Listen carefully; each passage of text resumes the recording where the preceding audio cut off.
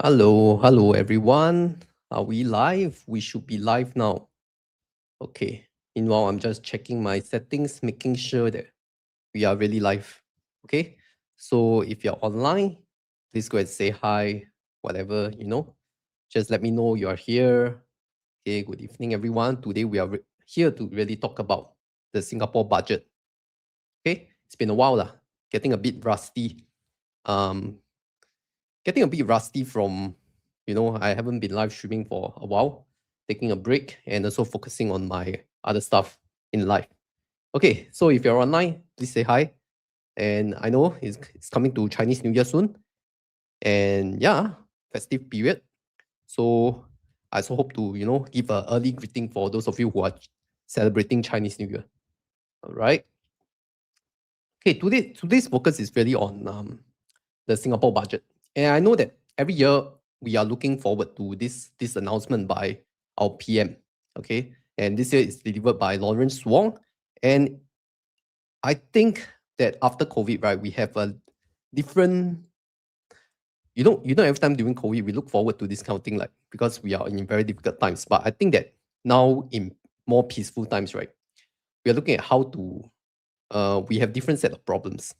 And when we have different set of problems, we are also anxious whether we can keep our jobs, whether we can plan for our retirement, whether our kids will, um, get to a good school or what. Okay. Yeah, we are still waiting for people to stream in. Yeah, welcome all. Okay, hi, Pay Manuel. Hi, W Ting. Okay. All right. So today's agenda is to really talk about the Singapore budget. And I just want to cover like the highlight, the overview summary, and also what are my thoughts on some of these policies. All right. And some of them we don't need to go too detail because you all may not be the target audience. But I'll give a brief walkthrough of what was announced like a few hours before. Like the first announcement was 15:30, 3:30 p.m. Right. So I'm going to use my reference material as CNA because I think they did a very good summary of what's going to happen. And then they also did like a few infographics. So after that, we will dive in. And meanwhile, if you all have any questions, right, just go and type in the comment section. Okay. So I'll address them as they come along. Okay. Starting with the summary, right? What are the key announcements first? Okay. The first thing that I want to cover is the corporate income tax rebate of 40% per year for YA 2026. So this may not apply to a lot of people here, but that definitely affects me because as a private limited company business owner, we look forward to this kind of corporate tax rebate every year. So last year it was 50% and minimally last year it was 50%, minimally $2,000. Okay, this year it reduced to 40% lah, 1.5K. Okay, but this is good news for us business owners. Okay, and then I'll walk through the others. The second one is 37 billion investment in frontier technologies. So this is more like the enterprise side, right? They are focusing more on rebuilding the enterprise sector in terms of the tech. Okay, and enhancements to the startup SG equity scheme, including 31 billion investment. And then the national AI push, all these are is mainly for corporates. Okay, so I'm not going to bore you all with the details of corporates because corporates, they will have professional people looking out for them. They don't need to worry. Okay, what we need to worry is for individuals. Okay, but one thing that affect corporate and yours, foreign worker. Okay, foreign worker requirements and salaries have tightened because the EP employment pass and S pass, the salary requirement has gone up. Okay, and then $500 more in Child Life SG credits. I think this one normal. Okay, every year you all will receive, especially those who have kids, age 12 and below, more common payouts. Later we'll go through everything in detail, especially those that affect you. I think most people are more affected by the new CPF investment scheme. Okay, this is the one that I'll go through in detail. And if you're eligible for age 50 and above, you did not hit the BRS, I think you get some CPF top-ups. Okay, and then the most important thing, how much money are we getting as regular Singaporeans, right? We're going to get some payouts in cash, $200 to $400, up to $570 in USAVE rebates, $500 CDC vouchers for all household. And then this one standard one, every year, 250% tax deduction for eligible donations extended until 2029. So that's just some extension news. Okay, defense spending. Okay, this one stay put at 3%, so stable, but will go up if necessary. PAR rebate, this one is more for car owners. I can't really comment on that. And then tobacco excise duty, I think they're increasing by 20%.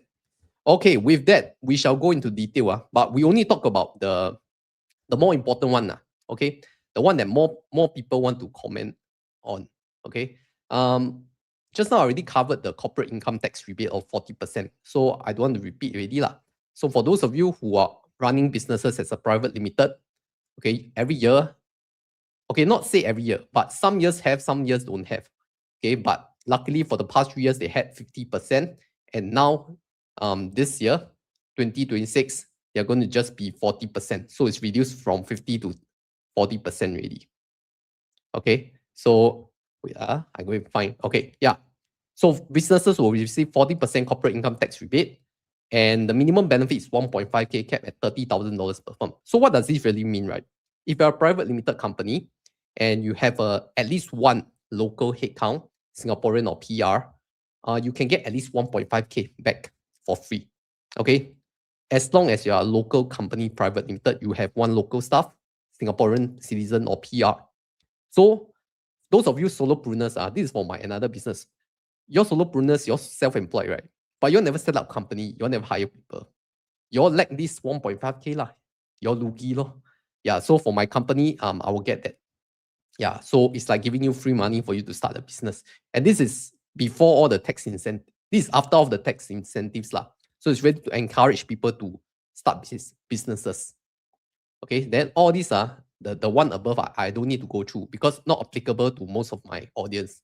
Okay, all these are really helping enterprises, helping the businesses to, you know, grow their business and go international and also adopt technology. I think that has been the focus of this year's budget, is to really help grow businesses so that they can attract more attractive talents across the world, and for companies to set up their business in Singapore so that we can have more jobs for Singaporeans. Okay, so that's the entire idea behind this. Okay, see, they even have a 1 billion boost for growth stage startups. Okay, all this is to really help business. I want to go to the okay, this one maybe will affect some of you because you all invest in Singapore markets, right? This one is the Equities Market Review Group. So as you all know, this year they have this new initiative whereby they want to reduce the lot size from 100 lots to 10 lots, okay, for a certain counters which are above $10 or something like that. Okay, so they are focusing on this.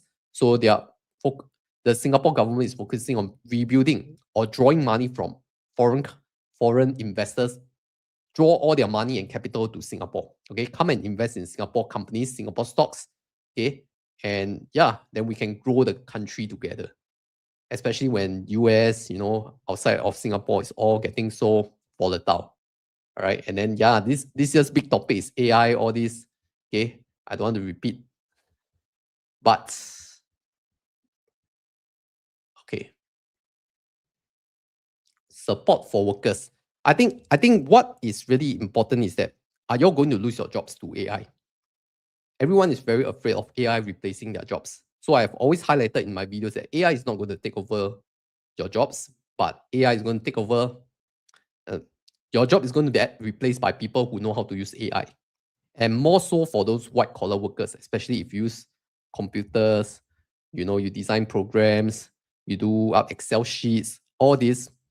If you're white collar, you're more likely to get replaced by AI because all your analytical skills, all your presentation skills and your sales skills and negotiation skills all can get replaced by AI. But all these blue collar workers like your plumbers, your electricians, your renovation contractors, all these that still need manual labor to do, they will still not be replaced by AI. So this one we already know lah. So be prepared. The AI revolution is coming. It's just that you don't know it yet. Okay, and then all these I don't know really got used or not. Support for AI adoption. I think most of us already know how to use some LLMs like ChatGPT or Gemini, but how do we apply it to our work and life? Okay, this one we see lah. Okay. One more thing is the local qualifying salary for more for company owners. So the lowest, if you have full-time local employees, their base salary now needs to be at least 1.8K if you're hiring foreign workers. That's just what it says. Okay. So if you never hire foreign workers, that's okay. But if you hire foreign workers and you hire locals for the headcount also, you will need to pay them at least 1.8K. So this is the law already lah. Okay. So Channels News Asia has done very good graphics. On the CPF investment scheme, is that for funds in the OA? Later we go through that. Yo, are you in SG or Malaysia? I'm in Singapore already for 1 year already. Okay. Okay, progressive wages. This one, if you're qualified, means you're qualified lah. Oh, I want to go to more important. Okay. Where is the okay EP? So for those of you who are on employment pass, you are foreigners, right? You're working in Singapore. The criteria is going to get stricter because it's going to go up from 5.6K to 6K next year. And then for those finance sector, 6.2K to 6.6K. Locals, please don't worry. This doesn't mean that companies need to pay them more than you out of job. Like you never get 5K, 6K job. It's to really protect local. Why? Because this is the additional cost to the company. If the company cannot pay this salary, they will rather want to hire locals than foreigners, right? Yeah, so this is a protective measure to protect Singaporeans in their jobs. And this is also applies to S-Pass. So 10 years ago, I remember the S-Pass criteria was only 2.2K. Now you have risen to 3.6K, you know. Yeah, so now become S-Pass is not easy. Because S-Pass is the rite of passage before you become PR, right? Before you apply for permanent residence, you need to be S-Pass first. And S-Pass is now already 3.6K. So the quality of immigrants that they are taking in also needs to be higher caliber. Yeah, so no more those kind of lower quality or lower skilled workers already. Yeah, so all this will be in this poster here. Very simple. Work permit levy. Okay, work permit levy. For those of you who think that company always hire foreign worker, they also have quota, they also have levy one. So all these costs will add on.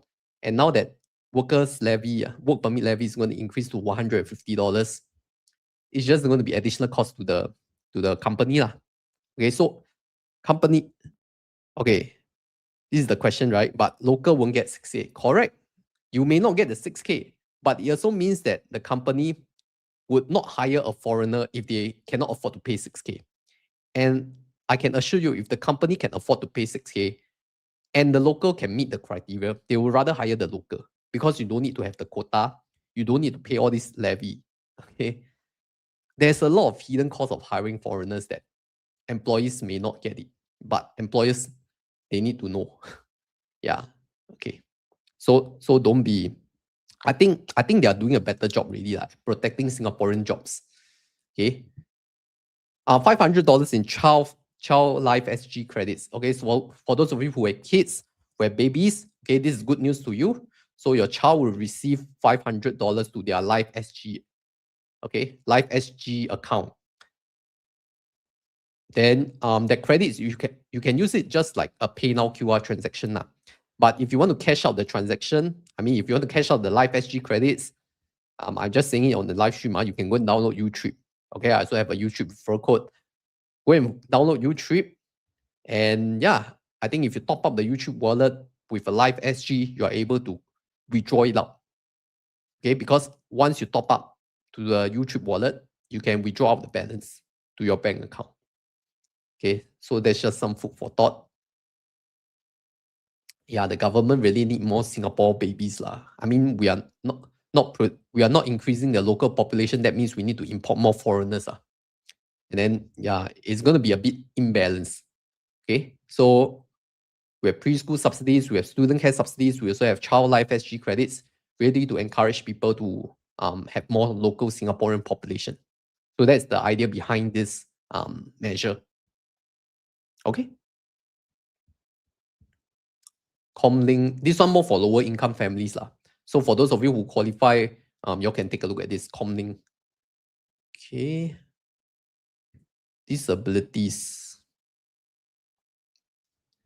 Yeah, I think Singapore is very friendly with handicap and disabilities people lah. They build all these, slope and ramps really for all these people to.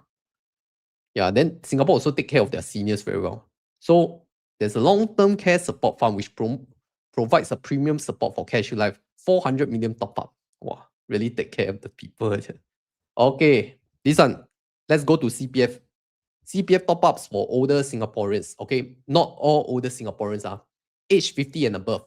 And if you have a retirement savings less than 60K, you get 1.5K.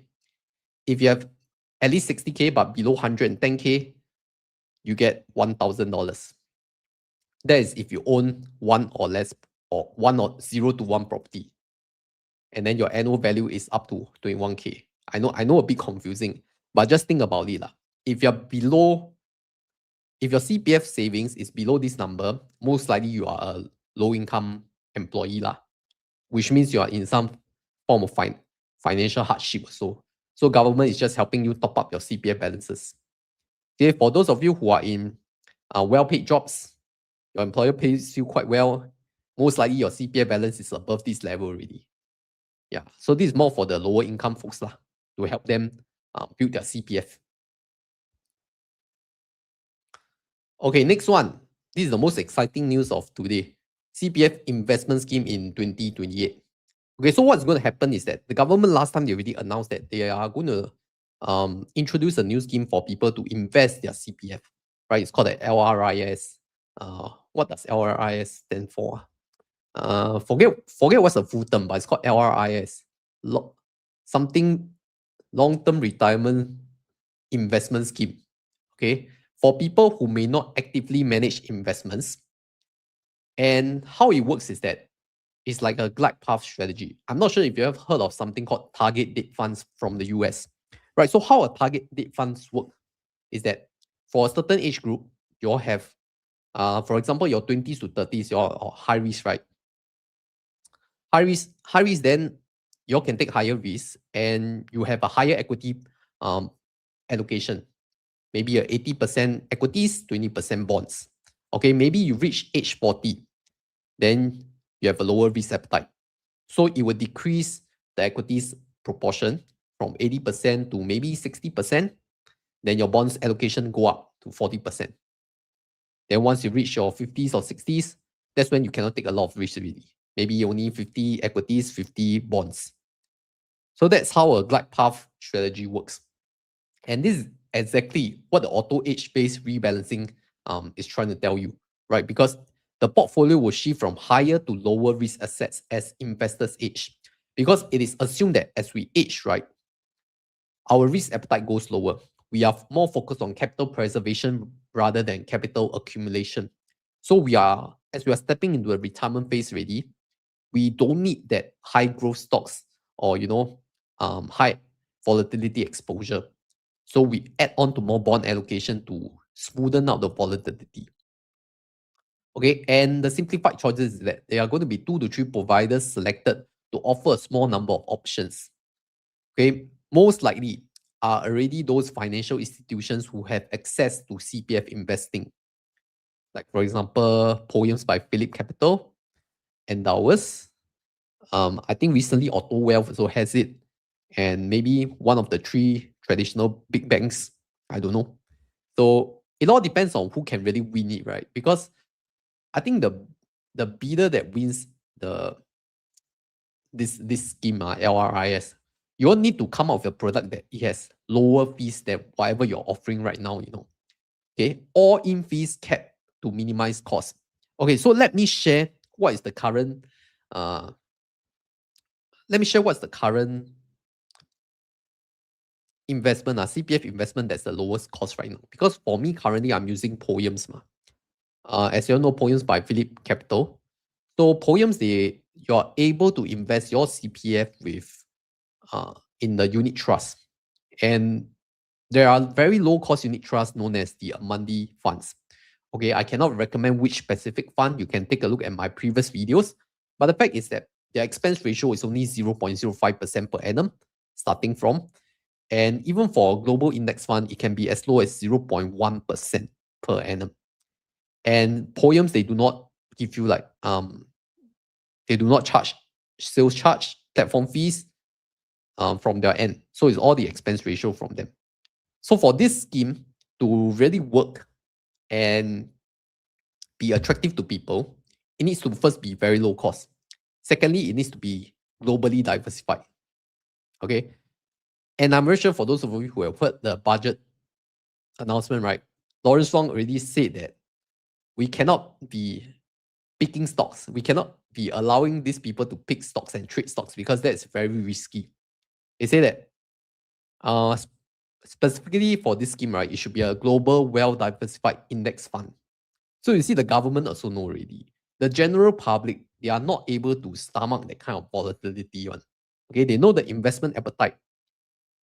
Even for myself, right, I also prefer to put in globally well-diversified index funds. And yeah, the government is aligned on this, the way to invest your CPF. Okay. So investing CPF is always a very touchy topic.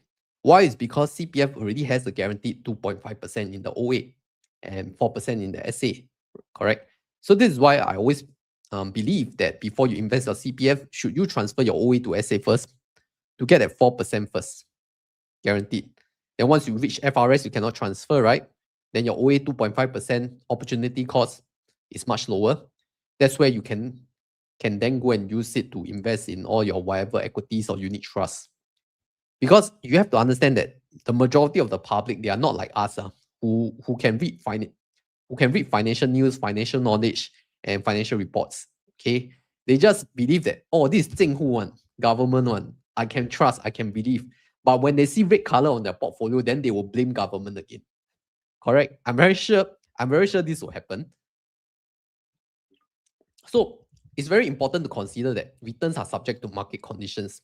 It's not every year sure make money. Okay. I'm sure if you meet a bear market or correction, okay, it's going to deliver negative returns.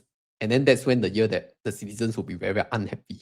So they always say that before investment, right, past performance is not guarantee of future performance. Members should always consider their risk appetite and investment horizon. So those who prefer a risk-free option can keep their savings in their CPF accounts. Okay. More details to come when the products are launched. So it's just a very brief highlight only lah. How different is this from my monthly DCA in S&P? Or it's very different. So this is exactly like a glide path or target date fund, right? S&P is you own self-allocate.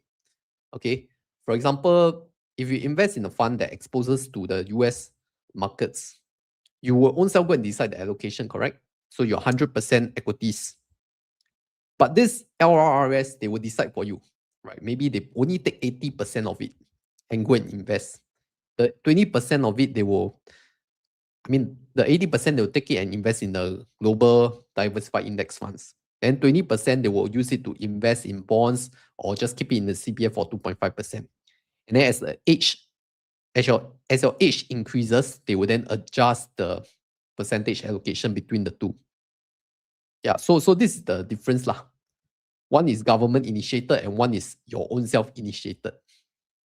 Okay, so meanwhile, I also want to highlight, if you have any questions, just type it in the comments. As I see, I will answer it. And if I answer your question and you're satisfied, then you help me scan this QR code on this top left-hand corner here. You'll see this QR code. Just take your camera and scan. Okay, it will lead you to my interactive brokers landing page lah. So it's a small support. If you find my content useful. Okay, if you don't find useful, then it's okay. No need to scan. But if you find useful, just help me scan lah. Thank you. Okay, X4us is this scheme only for OA, I suppose, not SA funds. They did not say, they did not mention, but I will assume that yes, it is for OA because SA is for retirement, right? The government has always put the point that SA is for retirement and not really for investment, even though there's a SA scheme. And the fact is that for SA, there is already a guaranteed 4% per annum. So I don't think anybody want to risk the 4% SA to put it in a global diversified index fund. But I don't know. I'm not the government. Wait for the official announcement. Okay. So I would say that those of you who are already investing your CPF, right? You can still carry on what you want to do. Because this scheme, LRRS, won't come in 2 years later, 2028, correct? 2028. So you have 2 years to really formulate and confirm this scheme. So I'm also very sure that by 2028, things just started, right? There's a lot of test run and people sometimes, the admin system cock up or what, I don't know. So you really need some time to test the system, man. Okay. And I'm very sure if I'm still doing YouTube in 2028, I'll do an update on LRIS. Okay. So continue to support me lah, so I can continue to produce content for you. Okay. Next one, support for Singaporeans. Okay, this one very important. Okay. Cost of living special payment. For those of you who are earning 100K and below, because up to 100K, right? Not less than 100K. 100K and below in accessible income, and you do not own more than one property, you will be receiving $200 to $400 in cash.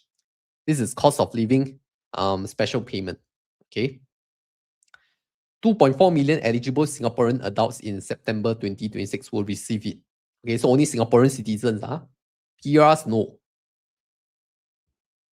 Can? Okay, USave rebate. This one is our utility bill.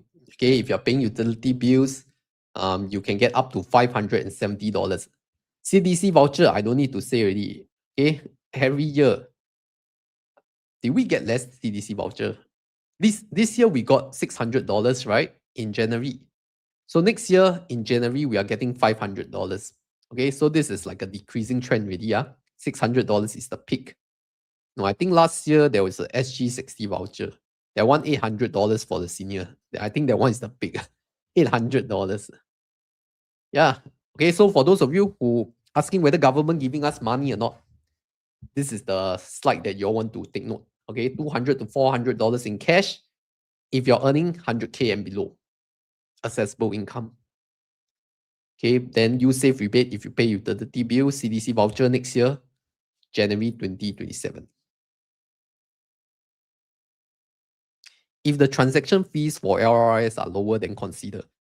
Yes, correct. Because it needs to be low cost first lah. If it's not low cost, then how can it even beat the current market options, right? And current market options are very attractive already. Scully, 2 years later, bear market. We never know, right? We never know when the bear market will come.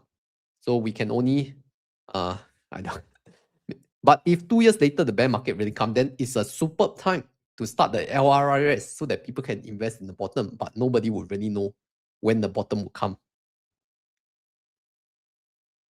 Okay, the world has become a more dangerous place in recent years. There were 61 base armed conflicts. Wow. Yeah, actually that is true. Don't you all realize that these few years, there's so much more armed conflict, even around the Southeast Asian region, Cambodia and Thailand borders. And then recently we have Iran.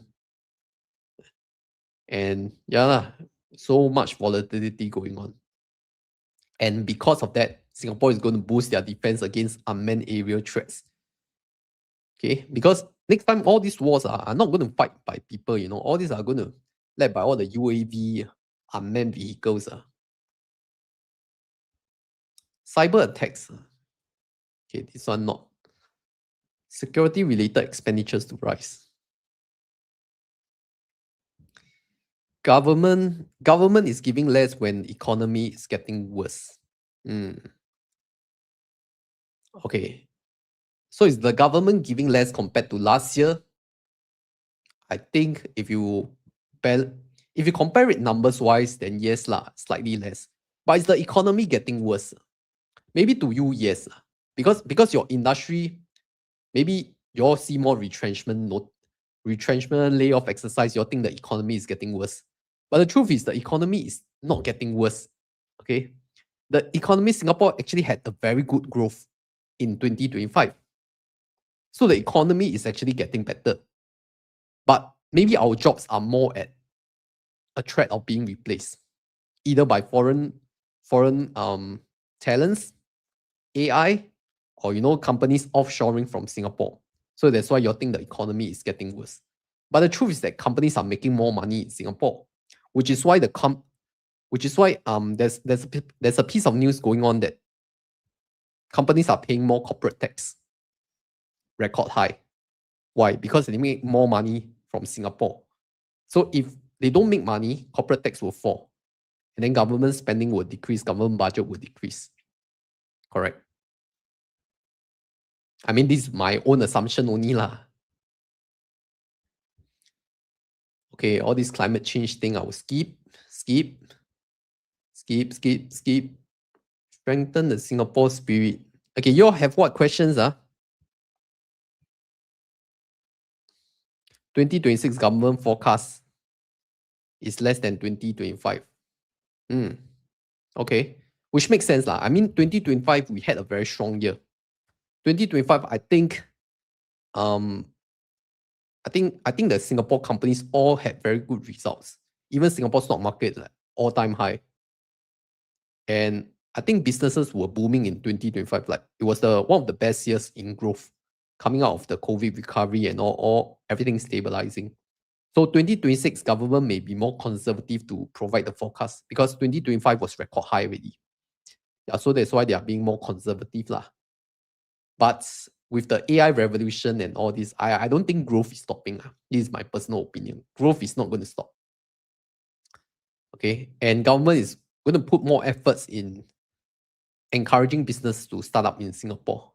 So that is the way, right? We want to attract more people to set up their businesses in Singapore, hire more Singaporean workers so that more people can pay income tax and corporate tax. Then Singapore has more money to distribute to our citizens. So that's the general plan that has been the playbook all this while. Okay, path rebate / for cars and taxis. This one I'm not very familiar. So I need car. If you are car owners, please pardon me. So what it really means is that I think it's the nerve, right? So previously, it looks like a bad news lah. So it's like, okay, last time you get up to 75%. So now you get 30%. That's the max. That's like less than half, correct? So that's not good. I don't know. I'm not very familiar with car stuff. Rebate cap, any rebate cap that is nerve lowered means it's bad. Okay, so this will just encourage people to stick to their current cars, extend their COE from 10 years to 15 years. This is just what I expect to happen. Singapore is increasingly going car light. And what that really means is that government really wants to discourage you all to use cars and own cars. So that's why we are ramping up the public transport, building more MRT lines, all this stuff to really help people not own cars. So the general trend is like this. I'm not representing the government. I'm just saying what I think is happening. Okay, tobacco tax hikes take effect today. Wow, this one no warning, immediate 20% tobacco tax. So for those of you smokers, this is bad news for you. It's a good time to stop smoking, especially smoking at your neighbor's corridor. Please don't be that inconsiderate person smoking in the HDB corridor, okay? And don't walk and smoke. Just quit smoking altogether, okay? It's bad for you, it's bad for health, it's bad for your neighbors. It's also bad for your wallet. Okay, higher revenue is expected for FY 2025 due to Singapore better than expected economic performance with the increase in corporate income tax collections. Correct? So this is aligned to what I just said. Singapore already collect more income tax from corporates because corporates are making more money. Singapore also saw higher asset-related revenue collections such as vehicle quota premiums and stamp duty. So more people pay for COE price increase also, so they collect more money, and then says stamp duty. Overall, 2025 expected end with a surplus of 15.1 billion or 1.9% of GDP. A smaller surplus of 8.51% of GDP is forecast for FY 2026. Yeah, so this is exactly what our Ball One said is saying.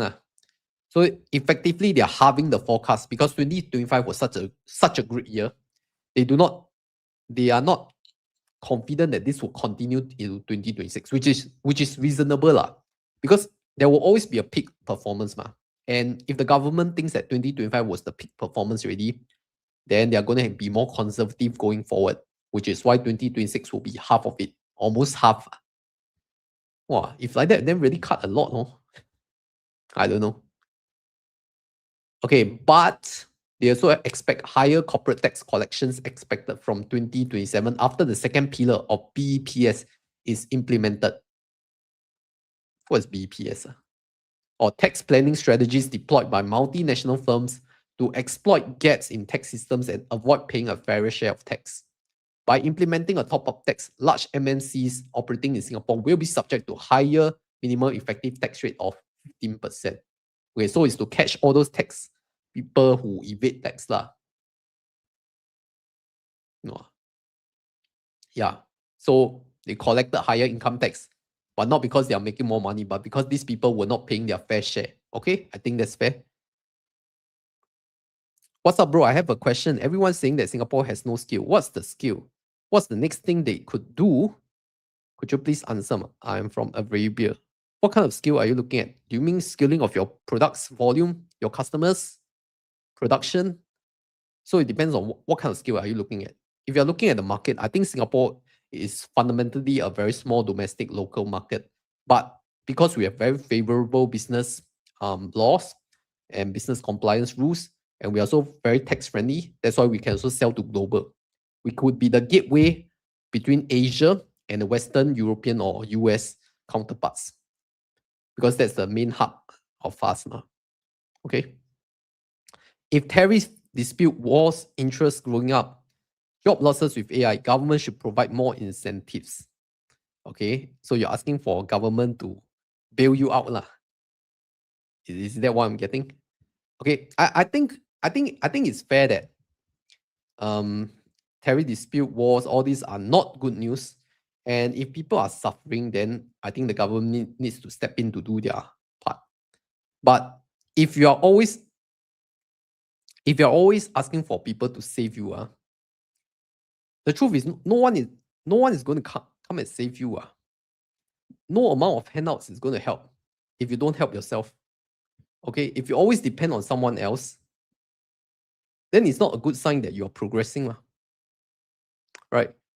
I mean, the government could help. The government could definitely help. But if you always depend on someone else for support, then the truth is that one day when the support ends, you'll be in very big trouble. And I could feel that. I'll give you an example, right? If you think about it, all these people who rely on CDC handouts, all these people who rely on CDC handouts to boost their business, maybe they are very small provision shop owners or small hawker stores or small supermarkets, right? They see all these handouts, that's why boost their spending, boost their revenue. Once the CDC voucher party stops, right, they can see very significant drop in the business already. Why? Because when people spend their own money, they heart pain. They spend government money, they don't feel heart pain one. They can every day eat zi cha, correct? Use your CDC voucher, you don't feel pain. But you use your own cash, you feel pain or not? So the thing is that if these businesses, they always depend on CDC business, then now is the prime time already, because CDC handouts are falling from last year 600 to next year 500. So it's a government is not going to give handouts forever. So I think it's always good that we save ourselves rather than waiting for people to save us. Okay. Caveman asks, 30% expats in Singapore, but everyone else is either permanent residents or citizen. The city is fully built. What's the skill Dubai? And that's 90% expats. Okay, the thing about the difference between Dubai, UAE, and Singapore is that I know that UAE doesn't has any tax at all, right? Income tax or corporate tax. But the thing about Singaporeans is that we are very protective of our local culture. So we always look at Singaporeans first, locals first. Okay. And how can Singapore scale? I think we are scaling very well. I think in the global stage, Singapore is doing pretty well, right? But if you want them to go even further, firstly, you will need capital investments, foreign direct investments into the country. And why would anyone from foreign countries come and invest in Singapore? Firstly, you need to have a very stable government. Okay, that's one. You do not have a government that cannot even take care of its own country, or have a lot of volatile policy decisions. That's one. Secondly, no natural disasters, which Singapore's also have, because you don't want to build a factory there and then because of natural disaster, it get destroyed, right? Third, you need to have very friendly business policies. Yeah. And all this Singapore is very good in. And Singh mentioned this, very important, Dubai have oil. Singapore doesn't have natural resources. Correct. That is why Singapore it's even harder for Singapore to scale. We can only rely on what we do best, which is attracting people to come set up companies and businesses in Singapore so that people want to come and work in Singapore, especially those highly paid talents. Yeah. Okay, we may be getting a bit high level here. Outlook on physical gold bar. I think this is out of topic. But gold bar ultimately depends on gold price, right? And gold price depend on supply and demand, and also how the US economy is doing, or to be specific, how the US currency is doing. Okay, so my outlook of gold is that gold is highly dependent on USD currency. If people's confidence of the USD currency falls, that's where gold value increases. Correct? Because of since the depegging of gold versus USD, this has always been the trend. If the confidence of USD goes up, then the gold price will fall. Because gold is always seen as a safe haven as a physical asset that is hedging against the USD. Correct. So if people's confidence of USD go up, gold price will go down. So vice versa.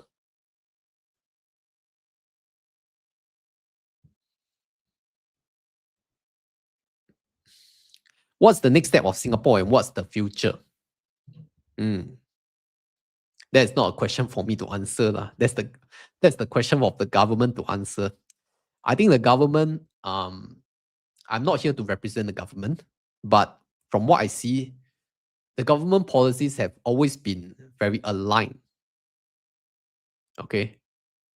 We always want to attract foreign direct investments, and we make ourselves competitive so that we don't have to push ourselves too hard. Because Singapore ultimately has very limited resources. We have limited people, we have limited land, and yeah, we understand that we do not have that 1,000 years of culture. And if you're asking, what if Dubai overtakes Singapore? Or has Dubai already overtaken Singapore? The truth is that the main draw of Singapore is that we are very neutral. Haven't you realized that a lot of world leaders, they like to hold their summit in Singapore because it's quite neutral? Like, we don't lean to US or to China. We kind of play both sides and don't want to offend any party because we are neutral on the stance. But I'm not sure for other countries. I'm not too knowledgeable to know about other countries. Yeah. So it's my limited knowledge. So coming back to the topic on Singaporeans' budget, what can you expect to get? This is what you are expected to get. Okay, I'm going to put it very big for you all to see. Okay, USave, you all will receive as soon as April 2026 SNCC rebate. All this rebate, you all sometimes don't even know you all will receive one now. Okay, then Child Life SG credits July, GST voucher 450 or 850, MediSave GST voucher 150 to 450. Okay, one-time cash cost of living special payment 200 to 400 in September. USave rebate again in October. CPF top-ups, CPF cash assurance package 100 to 250. Okay, then next year in Jan, we have CDC vouchers, USave, and SNCC rebate. So like always have the SNCC rebate and USave one.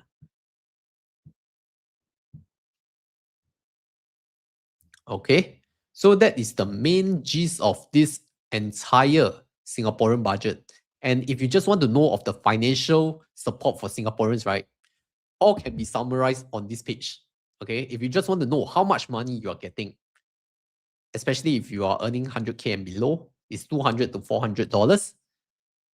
Then GST voucher, this one is more for lower income to middle income Singaporeans. This one you can go and check GST vouchers homepage.gov.sg.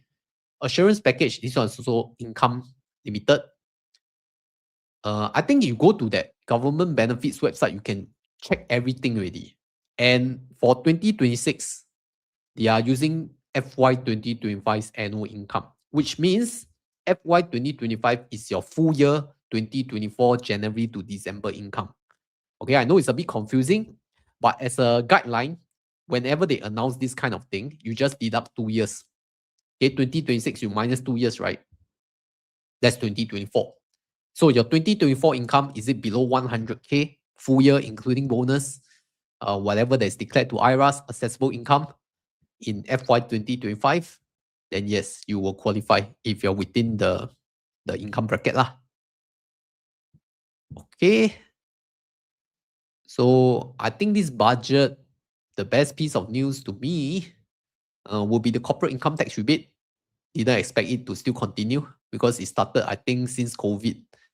Yeah, I still support more businesses lah. Okay. All right. Time for Q&A. What questions you all have? Okay. Any questions you all can go and put in the comment section. And if I answer your questions, please help me scan the QR code. And if you think I help you achieve a better understanding of the Singapore budget and how Singapore works and managing their money from a country standpoint, okay, please help me scan the QR code. It will lead you to Interactive Brokers, which is a broker that I generally use to build my wealth, right? I want to invest for retirement. I don't want to wait for government handouts. Yeah, I think it's all a part of nobody is coming to save you mindset. Okay, we need to invest for our future. And how we invest for our future is that we start investing with the low-cost brokerage platform like Interactive Brokers, which is an international broker. So you scan the QR code, you don't even need to sign up. You just scan this QR code only. You scan, it will lead you to the homepage. I think it's right. You open your camera app. You open your camera app, right? This one.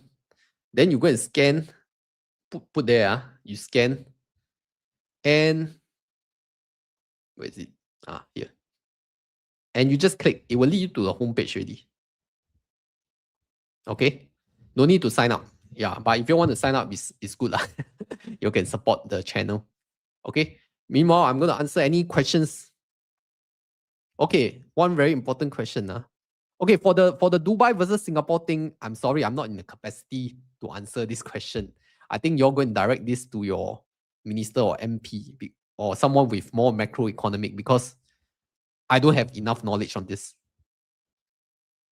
Okay, any personal income tax rebate? Yes, there is. Let me show you. Income, I think it's $200.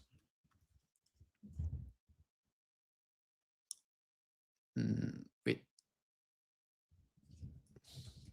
I remember reading about it.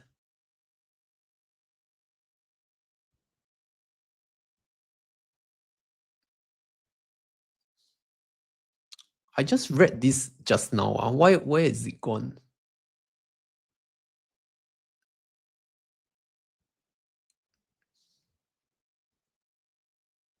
Or am I mistaken? I don't think so, right? I remember reading about it just now in CNA or what? Income tax rebate, $200.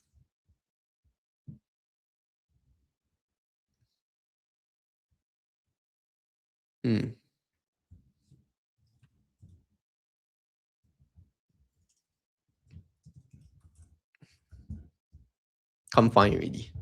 Maybe I'm mistaken. Okay, most of the rewards and gifts and majority will not receive, only for show. Okay, if you're high income, then you definitely won't receive. Okay, but if you are lower income to middle income, you will receive. So it's a shift of wealth, shift of income to help the lower income to middle income people to, help them better tide over the living expenses, not really to help high income people. So if you are high income, then congratulations, you don't really need all these government handouts. I mean, you're doing good in your job, and that you are compensated well in your job. If you can answer the future of Singapore, then what use are you? I think there's some grammar error here. Maybe you're asking, if I cannot answer the future of Singapore, then what use are you? That's why I'm not the PM, correct? I'm not PM. I'm not the Prime Minister. This is for the Prime Minister level to answer. I'm not the country leader. That's why I'm not the caliber. I can only be a YouTube creator. But let me check on the income tax rebate, personal income tax rebate. Because I remember reading about it.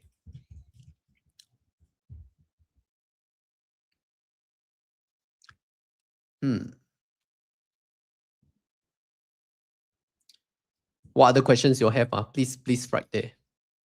And also those who ask about the CPF LRRS, right? My real thoughts about it is that will I take up the LRRS? I think once 2028 comes and I read what they are investing in, and if I'm okay with their fees, then I may make a decision. But if you ask me now without any details, obviously I cannot commit that I say I will go for LRRS because I already have my own CPF investment platforms and tools. So I don't think that at the current stage, I'm able to make a decision that I will go with LRRS. But I think it's a good initiative because not everyone is, well-versed, well-knowledgeable in equity markets and all this. And they don't believe in whatever that we are sharing on YouTube.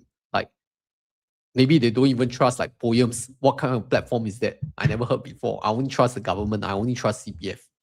Then it's a good option. More options is always good, right? And it will keep those people, those fund houses on their toes, right? Because now government is already producing a low cost low fee investment scheme. Then why should I choose you? And obviously you must be better than the LRRS scheme. Otherwise, I won't even choose you, correct? Yeah, that's my thing. But I really cannot find the tax rebate. Okay, so really don't have, is it? I really see wrong. Because I remember reading about it. Because even IRAS never even put it in. Okay.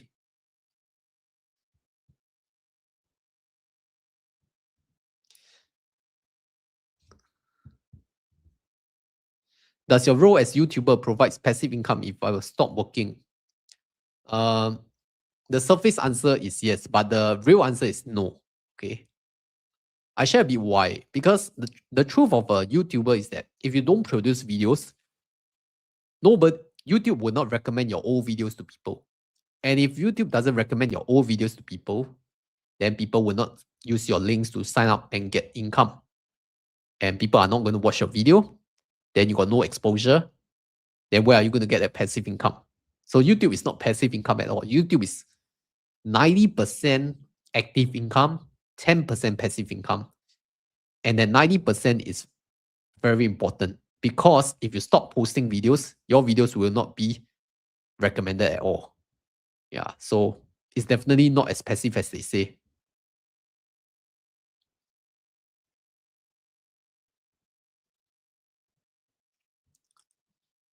What's the highest fixed yield that beats inflation, say 5% plus? Okay, so if you want a fixed yield right now in Singapore, firstly, let's correct the statement a little. I'm going to give you Singapore's inflation rate, right? Last year, it was a record low. Okay, I won't say it's a record low, but it's a very low number.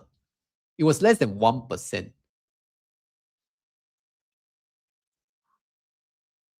Yeah. 0.7%.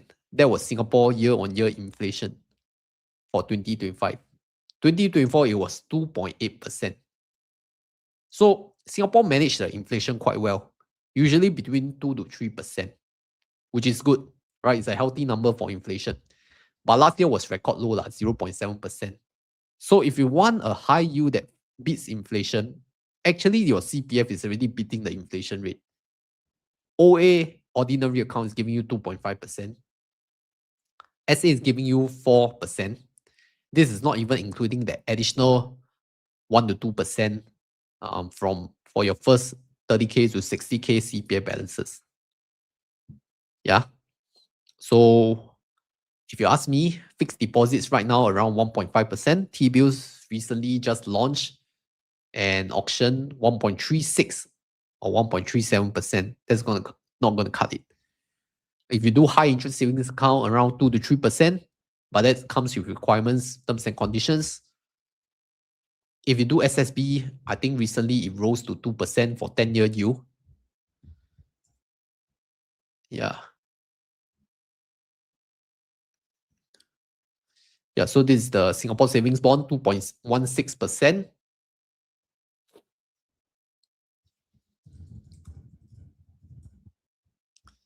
Singapore inflation rate.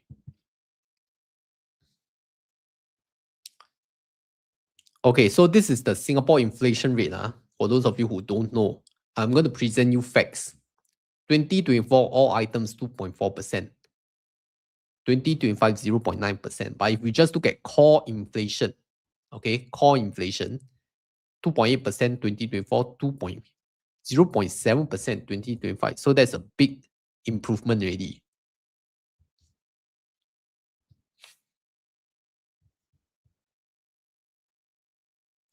Okay, what's the difference between core inflation and normal inflation?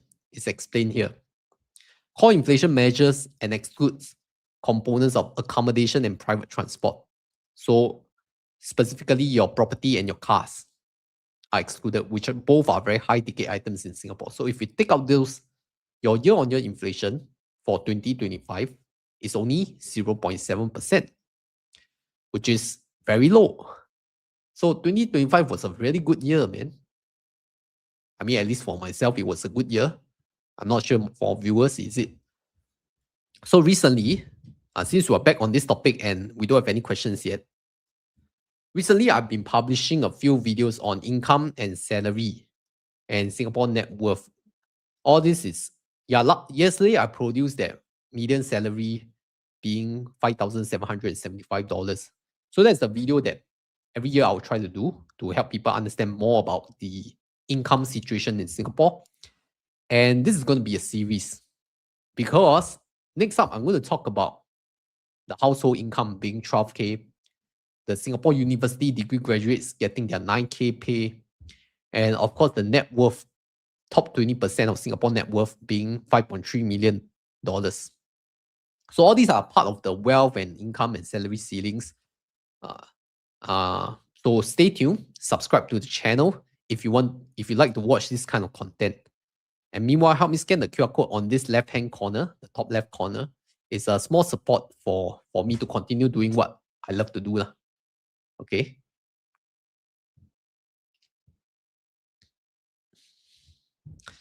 Come on, any questions on the budget? I think we went through quite a comprehensive budget. For people who are interested in how much money you are getting, it's just going to be this slide. Yeah. Let me show you. Okay, this slide.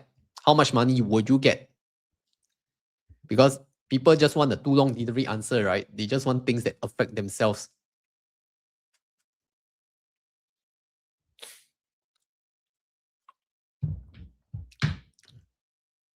So for those who come in late, in this video stream, I went through exactly what was announced during the budget announcement.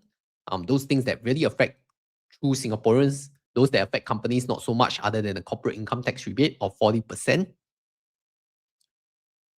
But the biggest news of today's budget is definitely one of it being the CPF investment LRRS scheme. So they are already doing all the study, doing all the research and getting all the financial institutions to come up with a product. And it's been confirmed to be a glide path strategy, which is very similar to US target date funds. What that means is that as you age, right, the equity to bond portion would switch. Yeah. Okay. Kailing asks, how much is SkillsFuture top up for below 40 years old? for below 40 years old, I think we have a one-time $500 credit, correct?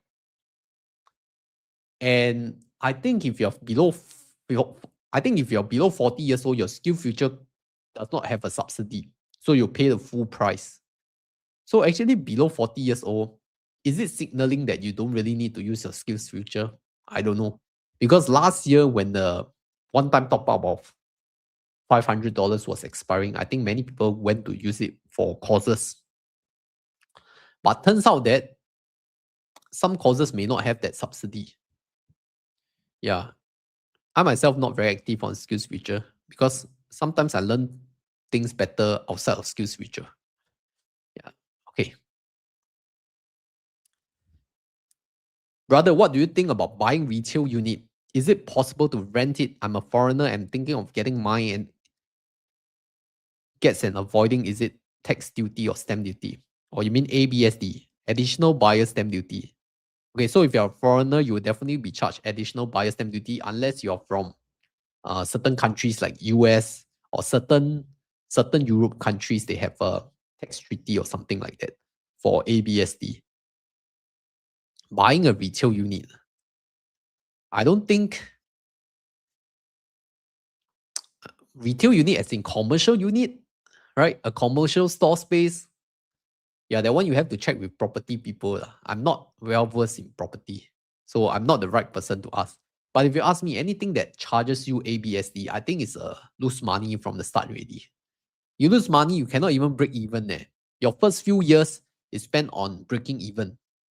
So I don't think it's a good choice unless if you don't get tax. I learn more from watching your YouTube. Thank you, Kylie. Yeah, that's what I feel also.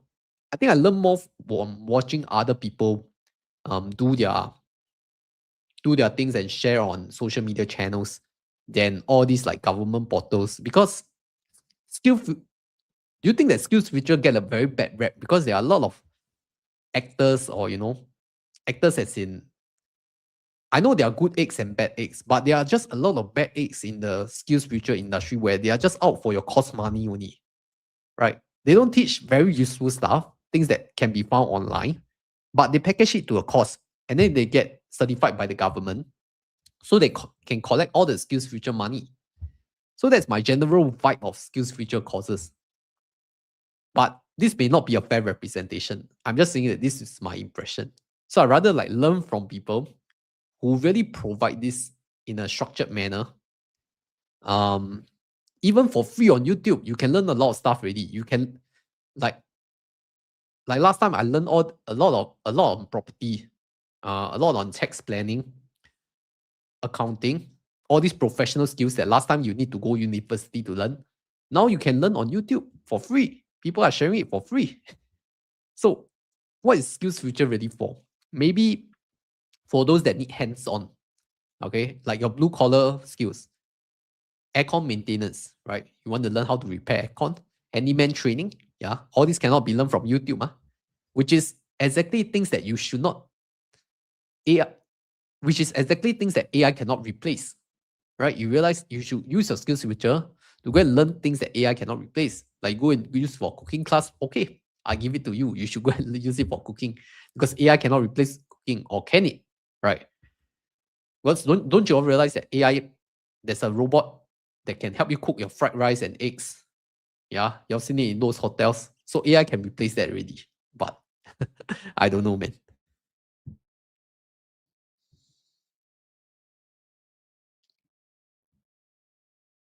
If you were a foreigner, if you're a foreigner and want to invest 1M SGD, how would you approach it? Okay, so you're a foreign direct investor. You want to invest $1 million in Singapore. Firstly, I think who will approach you are the banks. The bank RMs will come and approach you, come and set up the private client account, and then they will ask you to buy some financial products, right? All these high fee financial products, which is not wrong, but I mean, if you can DIY and self-manage, it's always a better way, a low cost way. You educate yourself through watching the channel. But I think the most important question is why you want to be in Singapore. do you have residency here? Because that's the number one thing that you are going to, there's your biggest hurdle. What is your resident visa in Singapore? Do you have a job here? Or are you setting up a company here? So if you're setting up a company here, what kind of company is it? Is it legit? Because the KYC procedures for foreigners is actually quite stringent, right? We don't want any person just setting up a random shell company in Singapore, just diverting their earnings here for tax haven, right? Singapore is a very law by law country. Yeah, so don't try any funny business.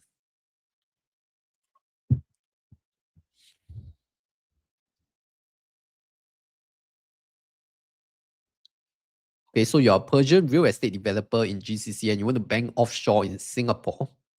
Bank RM has approached, yeah, like I said, HSBC, but like Singapore, I don't need residency. I'm a GCC citizen. Just want to park cash and come 30 days a year, no company. Okay. So you're treating it like a tourist destination, but you just want to park your assets here, correct? So that's what the banks would do for you lah, since you don't need the resident visa. And I think HSBC is okay because HSBC is quite global. So if you have a premium banking relationship with them, I mean, in your home country, you can extend this premium relationship to all the HSBC internationally. And that's where they will maybe ask you to, but why do you want your assets in Singapore? Do you like a certain product in Singapore, like real estate?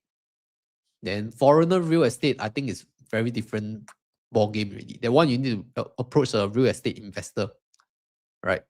Not necessarily property agent, but someone who is well versed in real estate. Yeah. I'm definitely not the guy for real estate. Of course, I could recommend people along in my line. Yeah, I do know a few real estate agents. Okay. Okay, we are 1 hour into the live stream. So if you have any further questions on the government budget Singapore for 2026, please shoot them. Otherwise, we are going to off live very soon. And I appreciate all of you who stay to the end, right? More than 40 of you still staying at the very last, right? But before you go, please help me scan the QR code. It's a very small favor from you to help the channel. Yeah. Okay. So Mr. Caveman, I think what's your next step is that you really need to approach a professional in this, not a YouTuber. A YouTuber is just a content creator, right? We are not specialized or professional in anything. And if you have bankruptcy, you want it. This one I really don't know already. All right. So hope you all enjoyed today's session on the budget for 2026. I went through the summary, what is important for the local citizens as well as people who are looking to invest in Singapore, especially if you're a foreigner, you want to set up a company based in Singapore. I would highly encourage you to do that, but look for the right person with the right tools. Okay, I myself run a consultancy and educational business for Singaporean solopreneurs to help them set up their local business. But that's more on the local context. So if you are self-employed and local, you want to start your business, start a private limited, you can come look for me. My other business is SoloBiz SG. All right. But for Honey Money SG, it's really more on YouTube, personal finance content. Yeah. Oh, thank you. Thank you for trusting me. Okay. If you have a chance, we can work together. All right. So for those of you who are very unclear of all these government measures and government budget stuff, hope that it can help you at least understand from a personal finance perspective or business perspective why government do such things. Okay, don't always think that government is against the people. No government is against their people, unless they want to be voted out. Okay, so yeah, hopefully it has given you some insights, especially they're actually tightening the foreign workers control already. Yeah, so can't scan the QR. Something wrong with the QR, is it? Well, let me see. hmsg.link/ibk. Correct. Nothing wrong. Okay, but if you cannot scan the QR, never mind. you all can go up to this chat, right? You see there's a pin chat. Okay, just click the link, hmsg.link/ibkr. Yeah, just click that one can already. No problem. Okay, thank you everyone for staying. I know it's late. Go and have your rest. Tomorrow still need to hustle. Okay, for those of you who are already on break, take leave, go back to your hometown for Chinese New Year already. Okay, congratulations. You can enjoy your break. 恭喜发财 to all people celebrating Chinese New Year. And yeah, I don't know when is my next live, because nowadays I prefer my own personal time unless there's very big news from the government. Then I'll come out with a live stream again. Okay, hopefully you all learn something new lah. And thank you very much for joining the live stream. For those who are late, you can watch this on replay. Okay, and no matter where you are, whether in your car, you're in your apartment, you're going home, you're on gym, you're cooking, you're walking your dog, you're fetching your kids. Yeah, I wish you all the best in your whatever you all do. Okay, wish you all have a best income all-time high, investment all-time high for you all. 恭喜发财 and 发啦, and thank you everyone for watching. Bye bye.